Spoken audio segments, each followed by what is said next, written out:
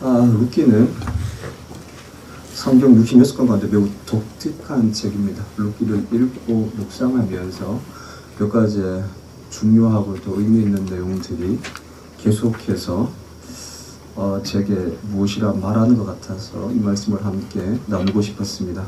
룻기는 분량으로 본다면요, 성경 1189장 31,102절 가운데 4장 85절로 0.3%밖에 안 되는 매우 짧은 책이지만 사사기에 어두웠던 역사와 다윗 왕정의 위대한 역사를 이어주기 때문에 매우 중요하고도 독특한 책이라 할 수 있습니다.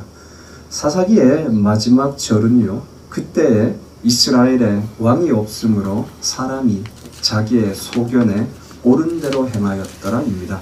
소견은 눈을 의미합니다. 자신의 눈, 자신의 기준에 따라서 좋다고 보여지는 것을 선택했다는 것입니다.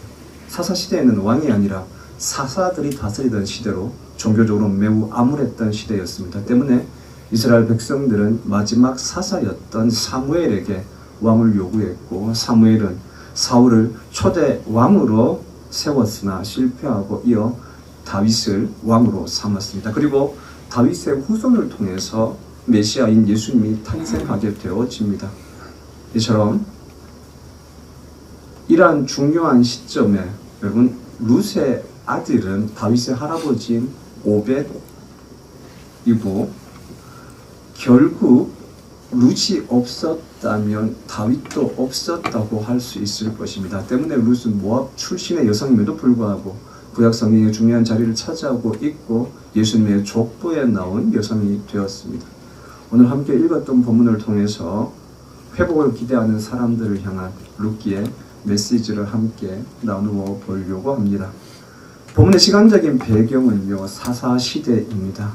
사사시대는 여호수아 이후인 주전 1400년부터 사울왕이 즉위하기 이전이었던 1050년까지의 시간을 의미합니다. 이때는 이스라엘에 왕이 없었던 시기로서 이스라엘이 범죄하면 하나님께서 주변 나라를 통해서 심판하시고, 이스라엘이 회개하면 하나님께서 사사들을 통해서 구원하여 주셨던 시기입니다. 때문에 사사기를 보시면요, 이스라엘의 범죄, 하나님의 심판, 이스라엘 백성들의 회개와 관구, 그리고 하나님의 구원이라는 네 박자의 사이클이 계속해서 이어지고 있습니다. 때문에 사사 시대를 이집트 노예 400년, 바벨론 포로기 70년, 말라기 이후부터 세례 요한의 등장까지인 400년, 이 세 시기와 함께 이스라엘 역사의 가장 어두운 시기 가운데 하나라고 말하기도 합니다. 이러한 사사 시대에 이스라엘 땅에 흉년이 들었습니다. 성경은 기근이라고 표현하고 있습니다. 이것은 단순한 흉년이 아니라 재앙 수준의 흉년을 의미합니다. 종교적으로 하나님을 버리고 바알과 아세라와 같은 가나안의 신들을 섬기며 살아갔던 시대에 이스라엘 백성들에게 경제적으로 기근이 닥쳐온 것입니다. 물론 신앙적인 암흑기와 경제적인 암흑기 사이에 별다른 연결성이 없을 수도 있습니다. 그러나 룻기의 저자는요, 조금 다르게 말하는 것 같습니다. 기근이 발생한 바로 그 땅이 가진 의미를 보면 조금 더 분명해질 것 같습니다. 땅을 의미한 히브리어는요, 에르츠에서 에르츠 이스라엘, 즉 이스라엘 땅이 바로 그 땅입니다. 이 땅은 하나님이 그의 백성들을 위해서 선택한 땅으로서 원래의 주인은 하나님이셨습니다. 하나님은 이 땅을 그의 백성들에게 선물로 주셨고, 하나님은 약속의 땅에서 그의 선민들을 위해서 그의 선민들과 함께 그의 선민들을 통해서 역사하셨습니다. 이러한 신앙적 전통 때문에 주 70년경에 이스라엘이 로마에 멸망하고 나라 없이 2000여 년이나 떠돌고 있을 때, 그래서 2차 대전의 종전과 함께 승전국들이 이스라엘에게 아프리카의 흑진주라는 땅을 주고자 했을 때 이스라엘 백성들은 단호하게 그 땅을 거부하고 지금의 팔레스타인 땅을 요구했습니다.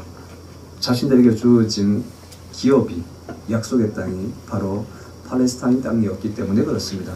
모세는 이스라엘 백성들이 그 땅에 들어가고자 한다면 그 땅의 민족들이 가지고 있었던 가증한 행위, 예를 든다면 그모스 종교의 인신제사라든가 혹은 바알신화 혹은 가나안 땅의 마술과 무당들의 행위들, 이러한 것들로 말미암아 사람들의 마음을 흐트리는 행위들에 참여하는 것을 엄격하게 금지했습니다.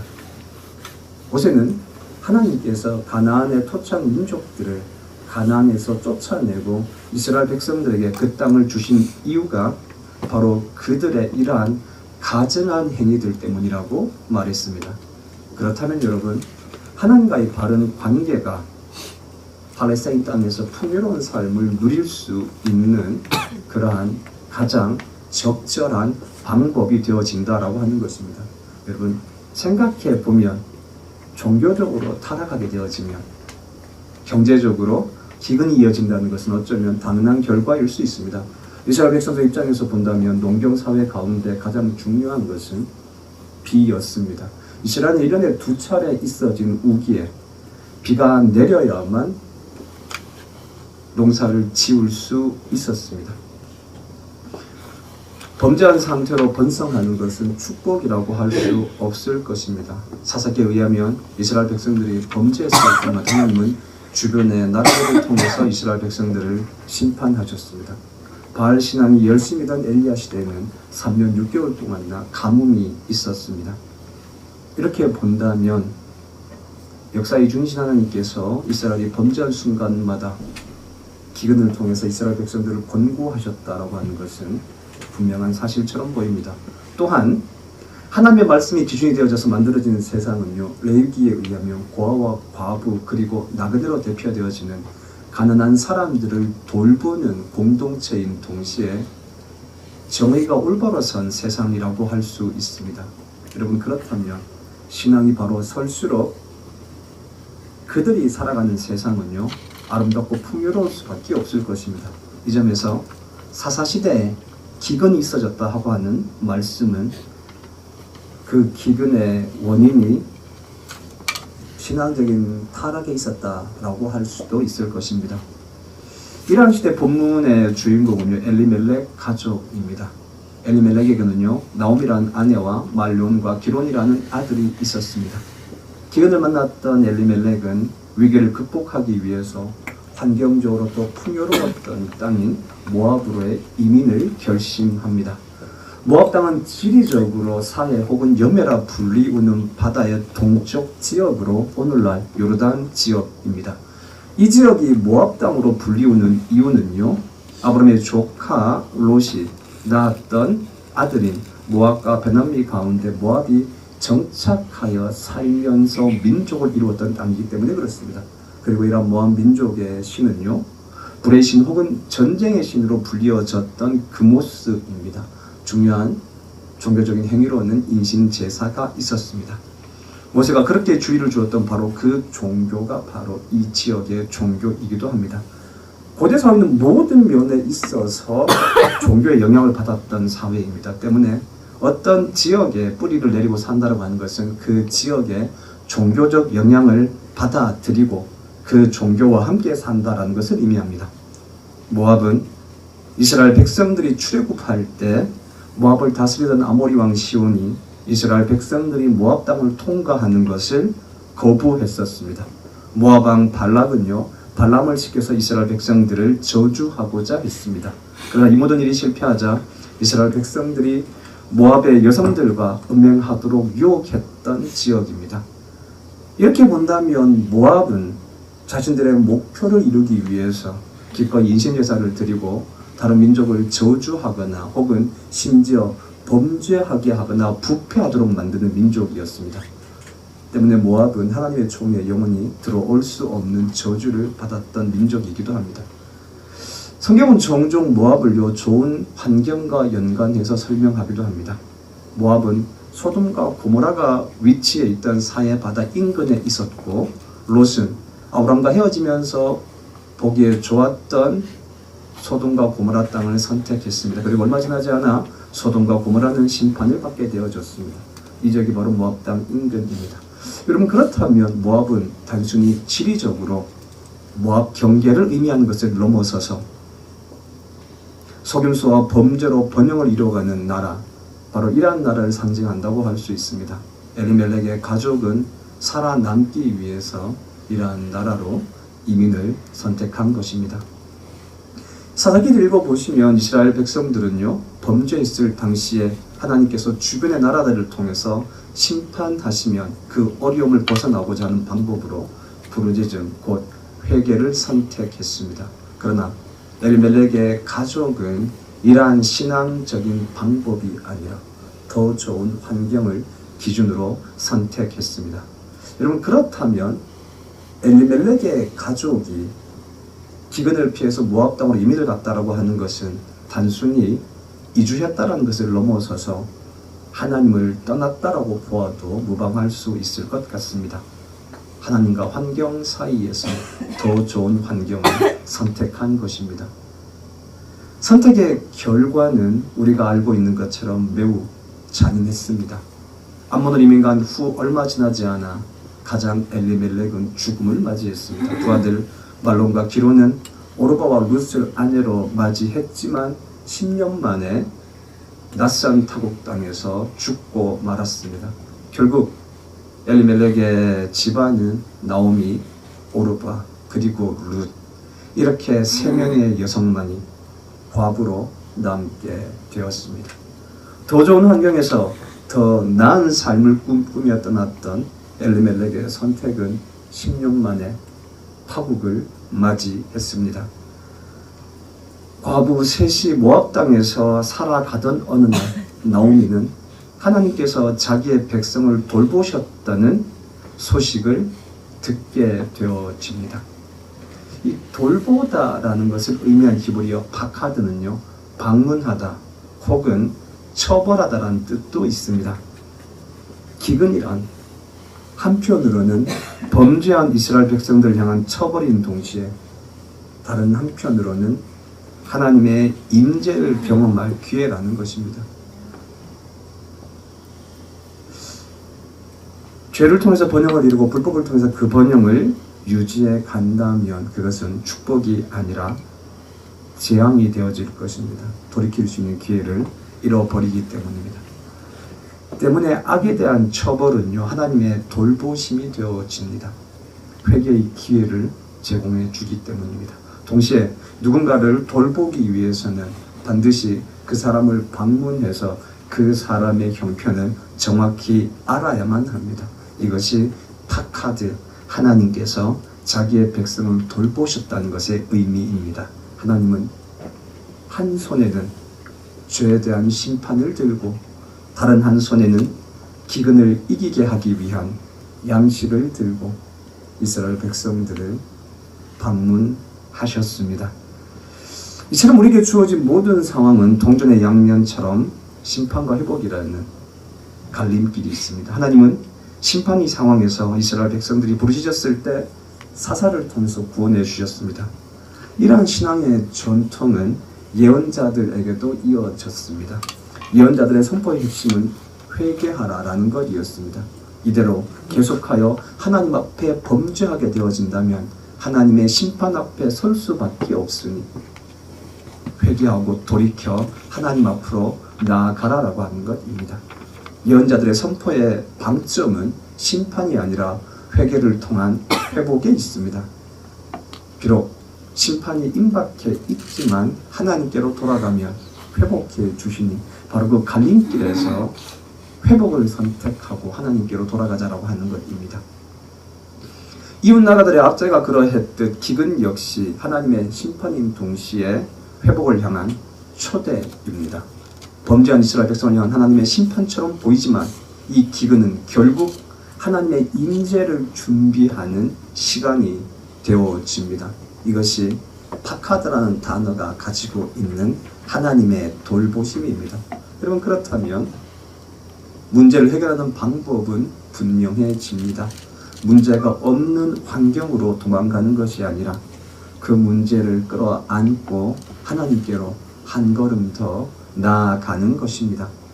이를 눈치채었던 나오미가 두 며느리와 함께 일어나서 모압 지방에서 그 땅으로 돌아가기 위해서 길을 나서기 시작합니다. 나오미는 모압 땅에서 이스라엘 땅으로 들어가기 위해서 일어났습니다. 일어나다를 의미하는 히브리어 단어가 쿰이라는 단어입니다. 이 단어 역시 이스라엘 신앙 전통에 있어서 매우 중요한 단어입니다. 단지 앉아있던 상태에서 일어날 때 이 단어를 사용하는 것이 아니라 어떤 분명한 목적을 가지고 일어날 때 사용하는 단어가 바로 쿰이라는 것입니다. 이스라엘 백성들이 출애굽한 이후에 광야를 지나서 가나안 땅으로 가게 되어질 때 그들은 구름 기둥과 불 기둥의 인도를 받았습니다. 표막 위에 머물고 있던 구름이 또 올라 그들의 갈 길을 인도하고자 할 때 모세가 했던 출발의 기도가 있습니다. 여호와여 일어나사 주의 대적들을 흩으시고 주를 미워하는 자가 주 앞에서 도망하게 하소서. 이때 사용한 단어가 쿰입니다. 쿰마 야훼 여호와여 일어나소서. 한치 앞을 알 수 없는 광야 가운데에서 하나님께서 먼저 일어나셔서 이스라엘 백성들의 길을 인도하시고 그 길 가운데 있는 모든 위협들을 제거하시며 그리하여 이스라엘 백성들을 가장 안전한 길로 인도해 달라고 기도할 때 했던 그 첫 소절이 쿰마 야훼 여호와여 일어나소서입니다. 여러분 이처럼 쿰이라고 하는 것은요 어떤 분명한 목적을 가지고 있을 때 그리고 그 목적을 위해서 일어날 때 사용하는 단어입니다. 그 목표는요 하나님의 뜻 곧 하나님이어야 합니다. 하나님께서 이스라엘 백성들을 위해서 일어나시듯 나오미가 하나님을 향해서 분명한 목표를 가지고 일어서는 것, 여러분 이것이 바로 쿰입니다. 나오미는 남편 엘리멜렉을 따라서 이스라엘에서 모압으로 이민을 떠나왔습니다. 이민은 얼마 되지 않아서 남편과 아들이 죽고 말았습니다. 워싱턴 의과대학의 홈즈 박사팀이 스트레스 측정 정도라는 것을 고안했습니다. 인간이 받는 스트레스를 숫자로 계산해서 인간에게 스트레스를 주는 가장 심각한 사건 20가지를 고른 것입니다. 10위부터 보면 이렇습니다. 10위는요. 정년 퇴직과 가족과 결별한 후에 재결합하려고 하는 시도라고 합니다. 스트레스 지수가요 45점입니다. 이어서 직장에서 해고는 47점. 재밌는 것은요 결혼도 스트레스 지수가 무려 50점입니다. 다 해본 사람들은 공감해요. 제 친구가 결혼을 준비해서 이런 고백을 저희한테 했습니다. 정권아, 셋 여자들 때문에 죽을 것 같아. 어머니, 장모님, 아내 셋 여자들 때문에 죽을 것 같아요. 결혼이 50점이었습니다. 저는 되게 행복했습니다. 매우 행복했습니다. 질병은 53점입니다. 가족이나 친지의 죽음 63점이고요. 배우자의 별거가 65점, 이혼이 73점입니다. 그리고 모든 사람이 알고 있는 것처럼 대망의 1위는요. 배우자의 죽음입니다. 무려 100점입니다. 여러분 나오미는 이민이라는 경제적인 충격과 환경의 변화를 경험했습니다. 이어서 배우자의 죽음을 경험했습니다. 이어 10년 이내 두 아들의 죽음을 경험했습니다. 경제적인 파산, 배우자와 가족의 죽음, 인간이 겪을 수 있는 가장 높은 수준의 고통을 10년의 시간 동안 연이어서 겪었습니다. 나오미가 받았을 고통을 한번 생각해 보시기 바랍니다. 새롭게 시작했던 모든 일이, 손을 댄 모든 일이 망해버렸습니다. 더군다나 남편과 아들이 죽어버렸습니다. 청혼의 꿈을 안고 떠났던 이민은 악몽이 되어버렸습니다. 이러한 일들이 연이어서 일어나게 되어진다면 극심한 스트레스로 인해서 불안과 우울을 경험하게 되어집니다. 새로운 것을 시도할 용기가 없어지고 아무것도 하고 싶지 않은 상태가 되어지고 결국 아무것도 할 수 없는 상황이 되어집니다. 인생이 주저앉아 버리게 되어지는 것입니다. 바로 이 상태가 지금 현재 나오미의 상태입니다. 나오미가 고향으로 돌아갔을 때 친구들이 나오미를 향해서 나오미라 불렀습니다. 이때 나오미가 이 이름을 거부하며 마라라 부르기를 청합니다. 나오미는요 기쁨, 행복, 즐거움 이런 뜻입니다. 말하는 불행, 고통 이런 뜻입니다. 나오미는 자신의 인생이 고통스러운 그 자체라고 생각하고 있었습니다. 고통의 한 가운데서 주저앉아 있던 나오미에게 다시 일어설 수 있는 용기를 준 것이요, 하나님의 은혜였습니다. 나오미는 하나님께서 자기의 백성을 돌보고 계시다라고 하는 것을 듣게 되어집니다. 살기 위해서 이민 왔던 모압 땅에서 죽음을 경험하고 있는데, 죽을 것 같다고 생각했던 그 땅에는 하나님의 은혜가 있음을 발견하게 되어진 것입니다. 바로 이 소식이 나오미에게 일어설 수 있는 일말의 용기를 주었습니다. 원래 나오미와 그의 가족은요, 더 나은 환경이 기근이라는 문제를 해결할 수 있는 방법이라고 믿었을 것입니다. 그러나 이 나오미가 모압에서의 10년의 시간 동안 그 모진 삶을 견디면서 깨닫게 되어진 사실이 하나 있었습니다. 문제를 해결하는 방법은 문제를 피해서 도망가는 것이 아니라 그 문제와 함께 하나님께로 한 걸음씩 나아가는 것이라는 것입니다. 바로 이러한 깨달음이 나오미로 하여금 용기를 가지게 했고, 하나님께서, 바로 그 하나님께서 그 땅에서 당신의 백성들을 돌보고 계시다는 사실이 일어날 수 있는 용기를 주었습니다. 여러분, 이제 나오미가 일어서고 있습니다. 바로 이 단어가 쿰이라는 단어입니다. 나오미가 일어섰던 이유는요, 모압에서 이스라엘 땅으로 돌아가기 위함이었습니다. 돌아가다를 의미하는 히브리어가 슈브라는 단어입니다. 우리가 모두 알고 있는 회개하다라는 단어입니다. 나오미는 단순히 먹고 살기 위해서 돌아가라는 것이 아니었습니다.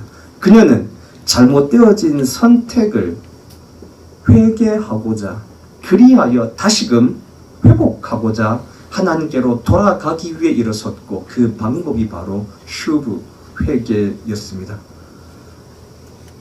회개는 단순히 잘못되어진 말, 행동, 이러한 것들을 고백하는 것을 넘어서는 것입니다. 오늘 본문에서도 보여줬던 회개라고 하는 것은요, 삶의 방향을 완벽하게 바꾸는 것을 의미합니다. 일반적으로 사람들은요, 자기가 중요하다라고 생각하는 것을 따라서 행동합니다. 중요도의 기준에는 언제나 자기 자신의 유익이 있습니다. 나오미도 그러했을 것입니다. 그녀도 그녀의 가족이 기근의 상황에서 위기를 극복하고자 환경을 바꾸는 것이 가장 유익하다고 생각했습니다. 이러한 삶을 자기 중심적 삶이라고 할 수 있습니다. 모든 선택의 기준이 자신의 유익이라는 것입니다.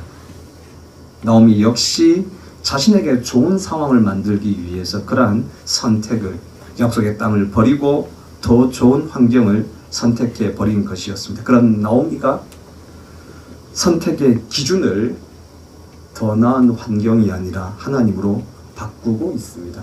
여러분, 이것이 바로 슈브, 회개입니다. 하나님께로 돌아가는 것.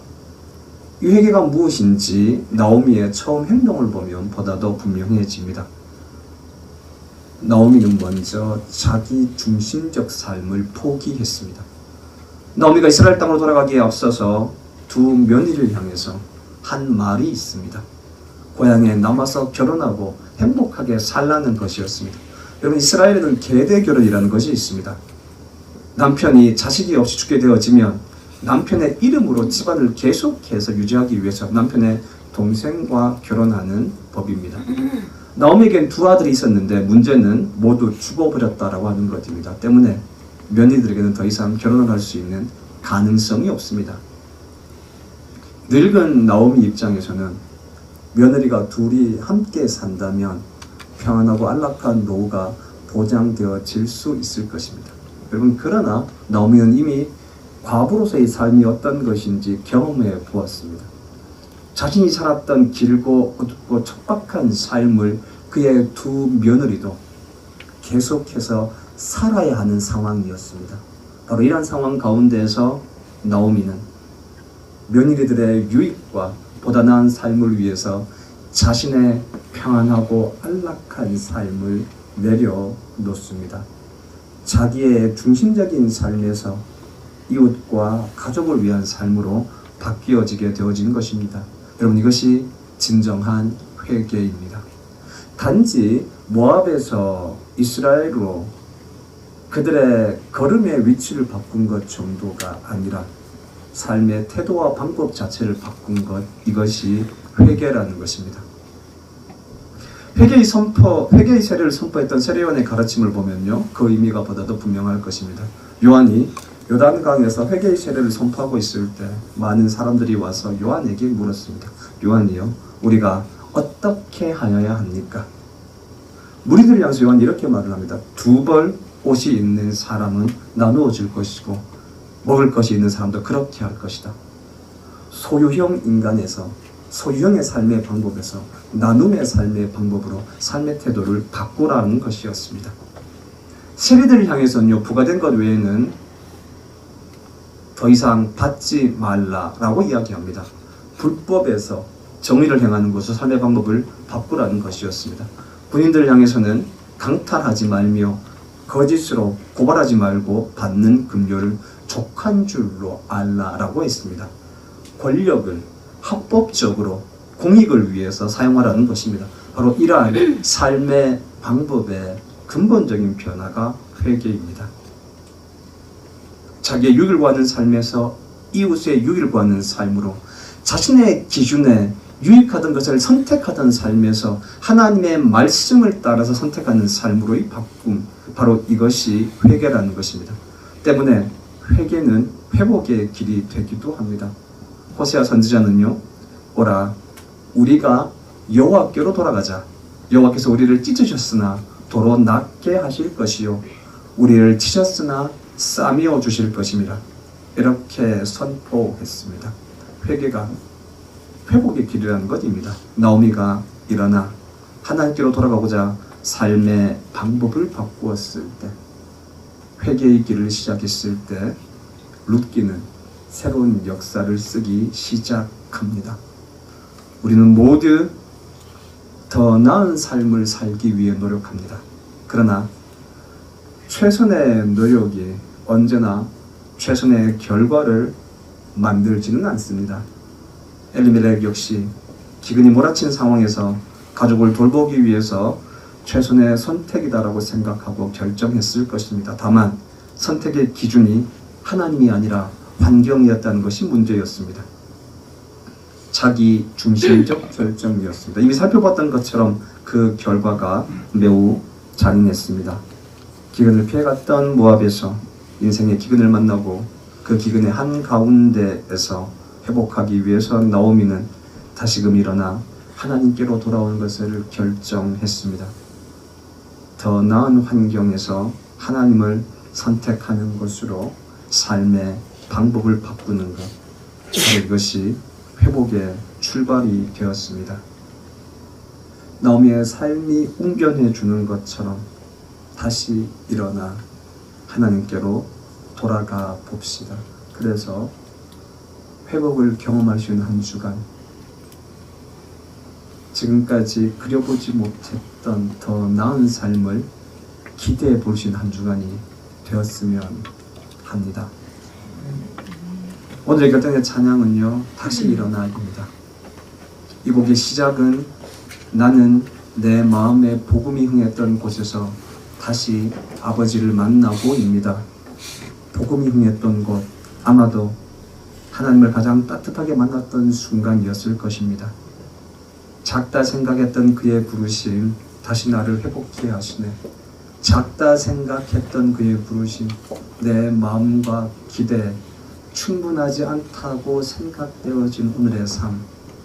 그러나 하나님께로 돌아가 보면 이미 그 작은 부르심이 충분한 부르심이고, 그 부르심이 우리를 새롭게 할 수 있는 출발이 되어짐을 깨닫게 되어질 것입니다.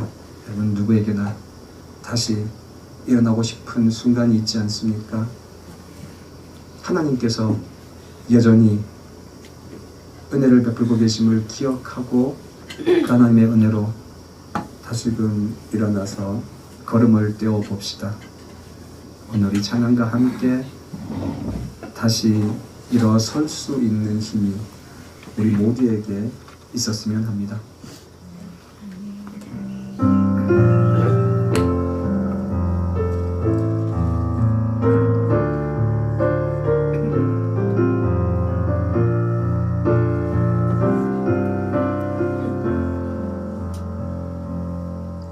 나는 내 마음의 복음이 흥했던 곳에서 다시 아버지를 만나고 주님 내 마음의 연약한 눈물의 끝에서 또 나를 반겨주시네. 작다 생각했던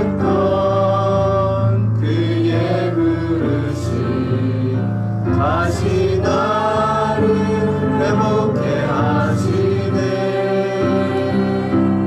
다시 일어나 주를 예배하니 내 모든 기쁨이 되리. 그의 기쁨 삶의 모든 순간을 주께 다 내어드리. 다시 일어나 주를 예배하니 다시 일어나 주를 예배하니 내 모든 기쁨이 되리. 그의 기쁨 되어 삶의 모든 순간을 주께 다 내어드리. 나는 내 마음의 복음이 흥했던 곳에서 나는 내 마음의 복음이 흥했던 곳에서 다시 아버지를 만나고 주님 내 마음의 연약한 눈물의 끝에서 더 나를 반겨주시네. 작다 생각했던 그의 그릇이 다시 나를 회복해 하시네. 다시 일어나 주를 예배하니 내 모든 기쁨이 되리. 그의 기쁨 되어 삶의 모든 순간을 주께 다 내어드리. 다시 일어나 주를 예배하니 다시 일어나 주를 예배하니 내 모든 기쁨이 되리. 그의 기쁨 되어 삶의 모든 순간을 주께 다 내어드리. 다시 일어나기 위해서 우리 기도하도록 하겠습니다. 주님, 내가 내 마음의 복음이 흥했던 곳, 하나님의 사랑이 뜨거웠던 바로 그것을 기억하고 그 사람 어린의 하나님, 내가 다시금 오늘 이 삶의 자리에서 일어날 수 있기를 원합니다. 하나님의 그 구원의 소식이, 하나님의 그 돌봄의 소식이, 하나님 무엇이나 자신 내 마음을 믿고 살릴 수 있는 힘이 되어 주시옵소서. 하나님, 다시 내가 그 사람 어린의 내 마음을 살릴 수 있도록 도와주시고,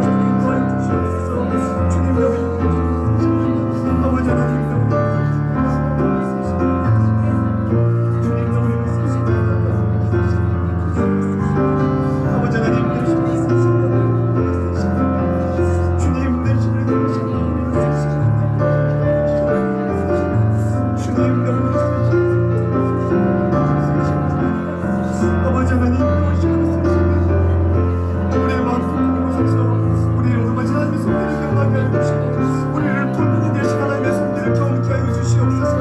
그 손길이 그 오르만 주시니 하나님 지체로 우리의 모든 삶을 얻게 하여 주시고 이러한 날씨를 힘게 하여 주시옵소서. 다시 일어나 우리로 하여금 하나님을 예배하는 즐거움을 얻게 하여 주시고 다시 일어나 우리의 삶이 한가는 자리 가운데서 하나님의 뜨거운 열망을 솟아나게 하여 주시고 우리의 삶의 현장들을 하나님의 나라로 만들어갈 수 있게 하여 주시옵소서. 주님, 우리의 몸이 뜨거운 눈가에 들어가게 하여 주시고 하나님의 사이 뜨거운 눈장에 들어가게 하여 주시고 그 놀라운 감격과 사랑으로 인해서 우리가 다시 일어나 하나님을 보낼 수 있게 하여 주시옵소서. 주님, 주님,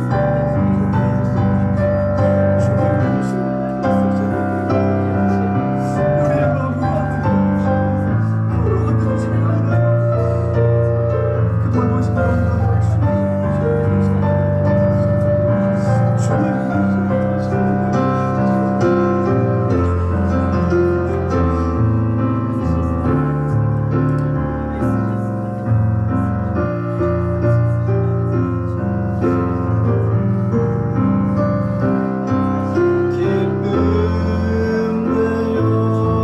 삶의 모든 순간을 주께 다 내어드리. 나는 내 마음에 분명했던 곳에서 나는 내 마음에 복음이 흥했던 곳에서 다시 아버지를 만나고 주님 내 마음에 연약한 눈물의 끝에서 또 나를 반겨주시네. 작다 생각했던 그의 부르심 다시 나를 회복해 하시네. 다시 일어나 주를 예배하니 내 모든 기쁨이 되리. 그의 기쁨 되어 삶의 모든 순간을 주께 다 내어드리. 다시 일어나 주를 예배하니 다시 일어나 주를 예배하니 내 모든 기쁨이 되리. 그의 기쁨 되어 삶의 모든 순간을 주께 다 내어드리. 다시 일어나 주님을 예배함이 우리의 모든 기쁨의 근원이 되게 하시고 다시 일어나 주님의 기쁨이 되어 우리의 삶의 현장에서 온 정성 다하여 믿음으로 살아가게 하여 주시옵소서. 하나님의 그 돌보심이 연약한 우리의 무릎에 새 힘을 얻게 하여 주시고 식어버린 우리의 심장을 다시금 뛰게 하여 주시고 그 심장의 박동이 우리를 다시 일어나 살아가게 하여 주시옵소서. 지금은 다시 일어설 수 있는 용기를 주시는 예수님의 은혜와 다시 일어서라 부르시는 하나님의 사랑과 다시 일어나 회복을 향해 나아가게 하시는 성령님의 능력이 우리 교회 모든 성도들의 삶의 자리에 함께해 주시기를 간절한 마음으로 축원합니다. 아멘.